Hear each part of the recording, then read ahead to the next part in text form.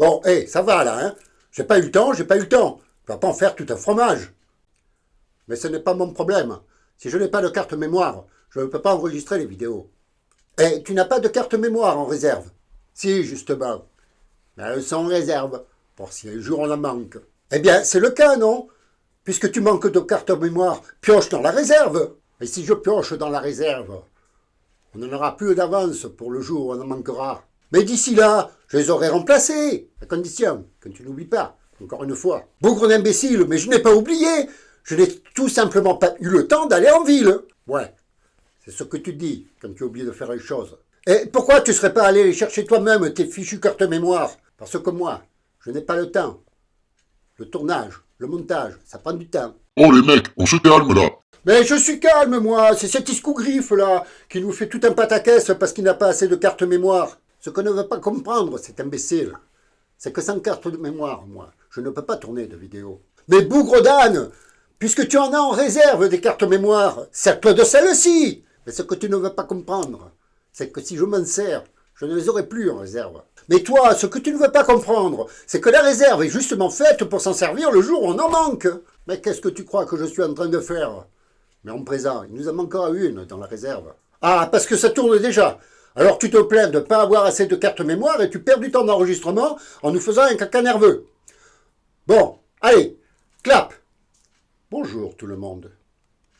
Et tout le reste, tu nous le coupes au montage. Hein. Les abonnés n'ont pas à savoir ce qui se passe en coulisses. Évidemment que je vais le couper. Salut la compagnie. Et pour une fois, je suis d'accord avec toi. Les abonnés n'ont pas besoin de savoir ce qui se passe. Mais il y a un peu de temps, c'est trop te demander. C'est parce que tu m'énerves. Et quand je m'énerve, enfin, bref. Salut, la compagnie. Ça te va comme ça? C'est déjà mieux. À toi, Bob. Salut la jeunesse. Pourquoi se met-on en colère? C'est qu'on a oublié d'acheter des cartes mémoire, par exemple. Oh, ça va, hein? On se calme les mecs. Oui, tu as raison. Pourquoi se met-on en colère? À cause d'un événement extérieur qui nous contrarie. Oui, c'est un exemple. Un des plus courants d'ailleurs. Mais devant le même événement, l'un va s'énerver alors que l'autre va rester calme. Pourquoi ça mec? Oui, pourquoi? Mais certaines personnes sont sujettes plus que d'autres à se mettre en colère. Les premiers doivent faire un effort alors. Facile à dire. Exact. Selon Aristote, un philosophe grec du IIIe siècle avant notre ère, la colère fait souffrir celui ou celle qui l'exprime et peut être considérée comme une passion. Je rajouterai même comme une addiction. Une addiction, comme la drogue, la cigarette ou l'alcool. En quelque sorte, oui. Pour certaines personnes, pas les plus nombreuses toutefois, certains d'entre nous ressentent le besoin d'exprimer de la colère. Il ne leur manque juste qu'un élément déclencheur, souvent anodin, pour extérioriser ce sentiment de colère. Moi, ces mecs-là, je les évite. Moi aussi.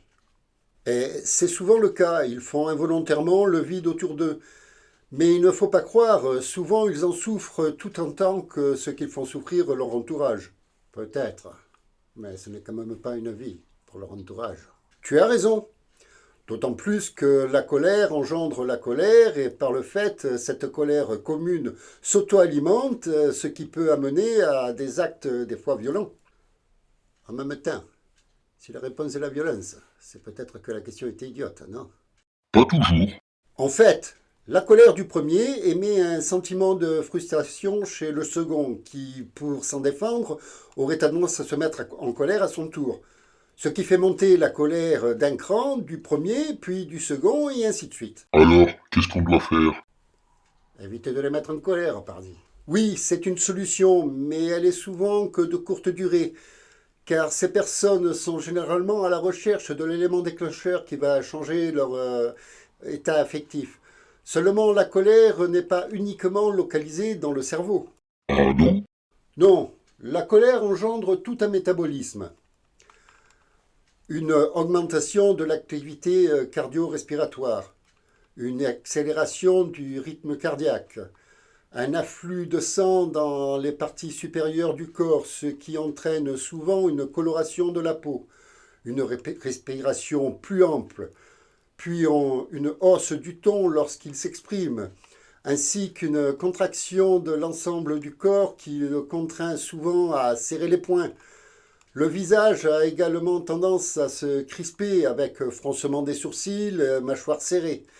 À ce moment-là, la personne ressent la plupart du temps un échauffement de la peau à une telle tension que ça pousse souvent à agir en devenant violent. Dans ce cas, 2 baffes. Il a raison, une paire de baffes, ça va le calmer. Quelquefois, oui, mais ça peut également avoir l'effet inverse et faire monter la tension nerveuse d'un cran. Tu as une autre solution, mec? Non, je n'ai aucune compétence pour donner des solutions. Mais disons que lorsqu'on en arrive à ce niveau-là, le mieux est encore de voir un médecin et d'être suivi par un psychologue. Parmi les solutions les plus simples, on peut aussi essayer de canaliser tout ce processus dans une activité sportive, par exemple, ce qui peut avoir comme effet d'ouvrir la soupape et de faire retomber la pression. Ok, mais tu parles de cas extrêmes de colère. Il y a d'autres formes de colère, non? Comme la colère rentrée, par exemple. C'est vrai, certaines personnes n'expriment pas leur colère, mais elle n'en est pas moins présente. Au fil du temps, elle s'accumule, augmente de plus en plus la pression, et un jour ou l'autre, ça peut finir par exploser. Alors, que faut-il faire pour éviter ça? À mon avis, en parler. Exprimer son mécontentement ou sa divergence d'opinion, sans pour autant s'énerver. Ça peut désamorcer une colère latente et montante et éviter qu'un jour ça n'explose. Et ceux qui ne se mettent jamais en colère, alors? Ce sont des colères étouffées.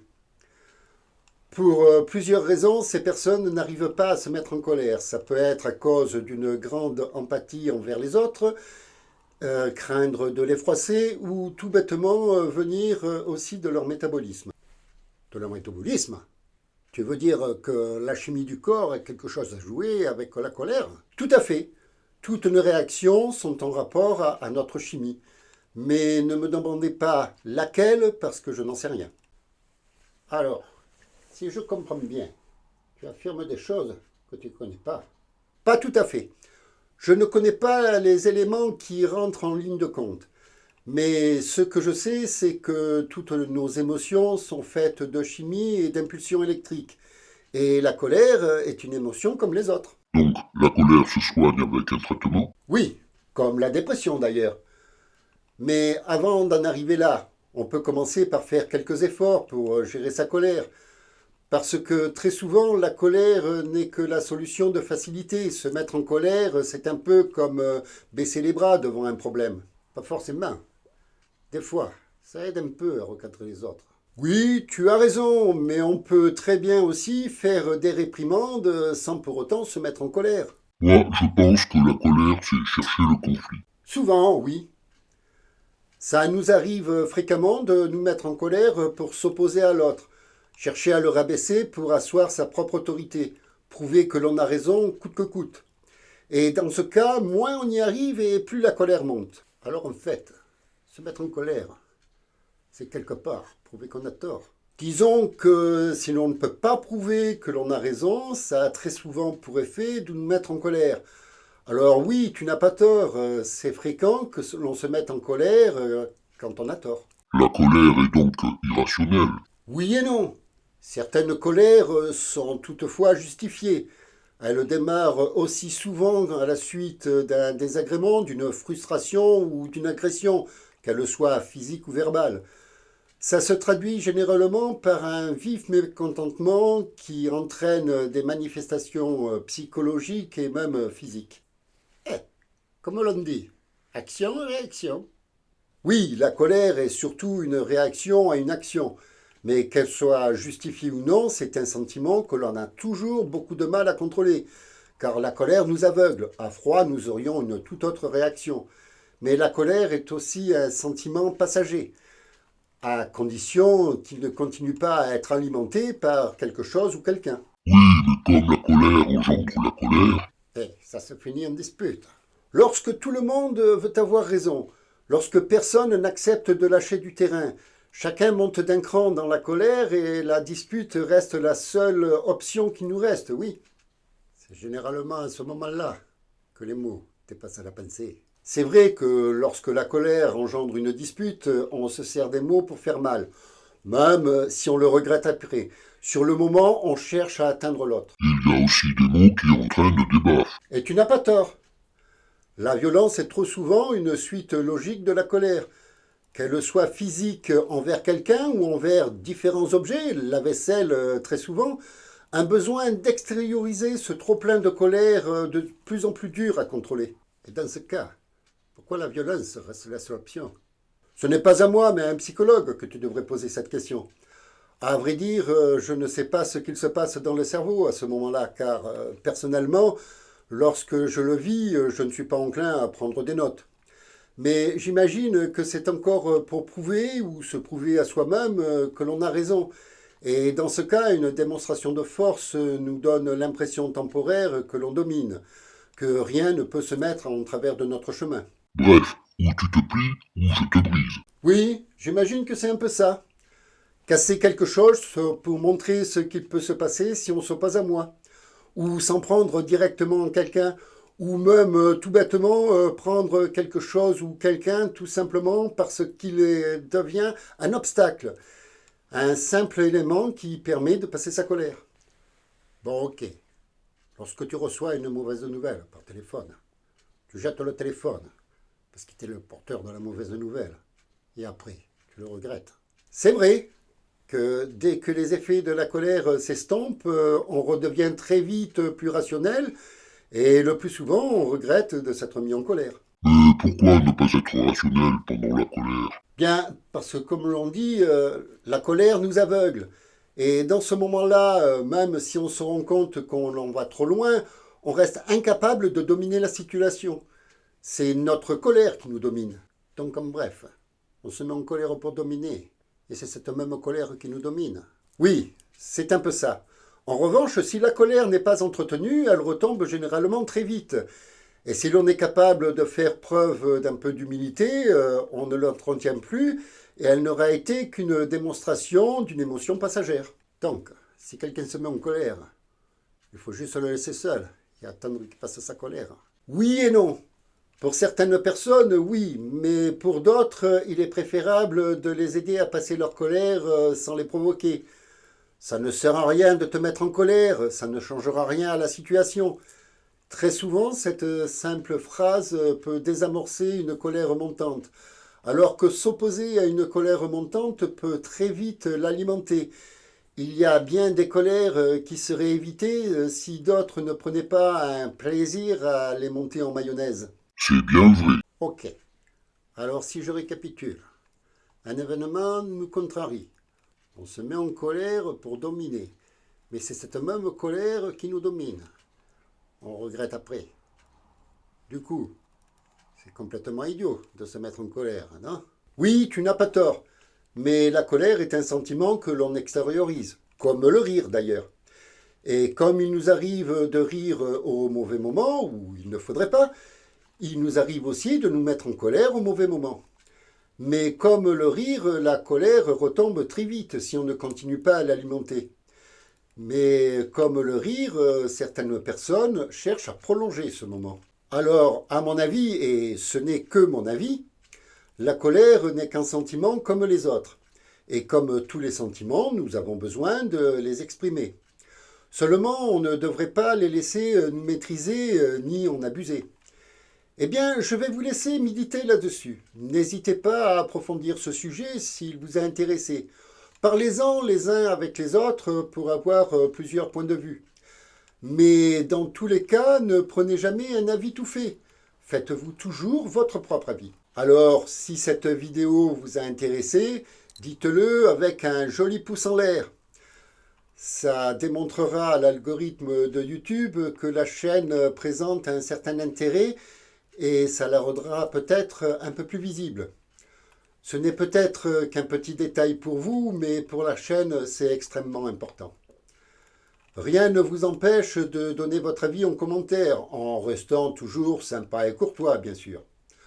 Vous pouvez également partager les vidéos avec votre entourage si vous pensez qu'il puisse être intéressé. Et puis, pour les nouvelles et les nouveaux sur la chaîne, si ce n'est déjà fait, pourquoi ne pas vous abonner? Ça aussi, la chaîne en a bien besoin. Plus elle aura d'abonnés et plus elle gagnera en visibilité. Et puis, au passage, vous pouvez également activer la cloche pour être averti de la sortie des autres vidéos. Allez, salut la compagnie. Et c'est vrai que ce n'est pas si difficile d'éviter de se mettre en colère, si ce n'est pas nécessaire. Salut les jeunes, je ne serai pas fâché si vous revenez encore plus nombreux à la prochaine vidéo.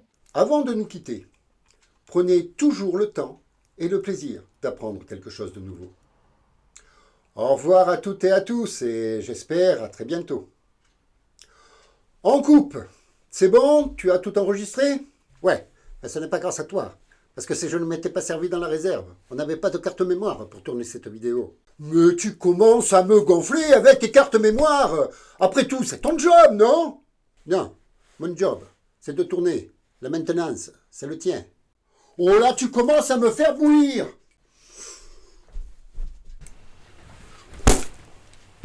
Hé les mecs, arrêtez ou je m'en mêle.